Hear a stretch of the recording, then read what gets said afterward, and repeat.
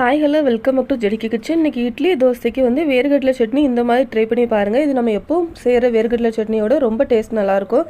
எல்லாருமே ரொம்ப விரும்பி சாப்பிடுவாங்க. நான் அதுக்காக ஒரு பேனில் தேவையான அளவு எண்ணெய் ஊற்றிக்கிறேன். எண்ணெய் நல்லா சூடானதுக்கப்புறமா நான் ஒரு 1/4 கப்பு போல் வேர்க்கடலை எடுத்திருக்கேன். 4 காஞ்ச மிளகாய் ஆட் பண்ணிக்கோங்க. ஒரு பச்சை மிளகாய் ஆட் பண்ணியிருக்கேன். 5லேருந்து 6 பல் பூண்டு சேர்த்து நல்லா பொன்னிறமாகிற வரைக்கும் நல்லா வறுத்து எடுத்துக்கோங்க. கொஞ்சம் நல்லா வறுபட்டதுக்கு அப்புறமா அதை தனியாக மாற்றிக்கோங்க. நான் ஒரு பல்லாரி இந்த மாதிரி குட்டியாக கட் பண்ணி ஆட் பண்ணியிருக்கேன். நம்ம எந்த அளவு பல்லாரி சேர்க்குறோமோ அதே அளவு தக்காளியும் ஆட் பண்ணிக்கோங்க. ஒரு தக்காளி இந்த மாதிரி கட் பண்ணி ஆட் பண்ணியிருக்கேன். இந்த டிஷ்ஷுக்கு தேவையான அளவு உப்பு நான் கல் உப்பு ஆட் பண்ணியிருக்கேன். தக்காளி கொஞ்சம் நல்லா வதங்கினதுக்கு அப்புறமா நம்ம ஏற்கனவே வறுத்து வச்சுருக்க வேர்க்கடலை கூட தக்காளி வெங்காயத்தையும் சேர்த்து நல்லா ஆறுனதுக்கு அப்புறமா நல்லா ஃபைனாக அரைச்சி எடுத்துக்கோங்க. நான் ஒரு 1/2 டம்ளர் தண்ணியும் சேர்த்து இந்த மாதிரி நல்லா ஃபைனாக அரைச்சி எடுத்துக்கிறேன். அரைச்சதை நான் ஒரு பவுலுக்கு மாற்றிக்கிறேன்.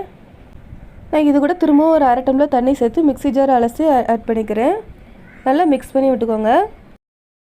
நான் ஒரு பேனில் கொஞ்சமாக எண்ணெய் ஊற்றிக்கிறேன். எண்ணெய் நல்லா சூடானதுக்கு கொஞ்சமாக கடுகு, கொஞ்சமாக உளுந்தம் பருப்பு, 2 காஞ்ச மிளகா, கொஞ்சமாக கருவேப்பிலை, கொஞ்சமாக பெருங்காயத்தூள் போட்டு தாளித்து அதே சட்னி கூட ஆட் பண்ணிக்கோங்க.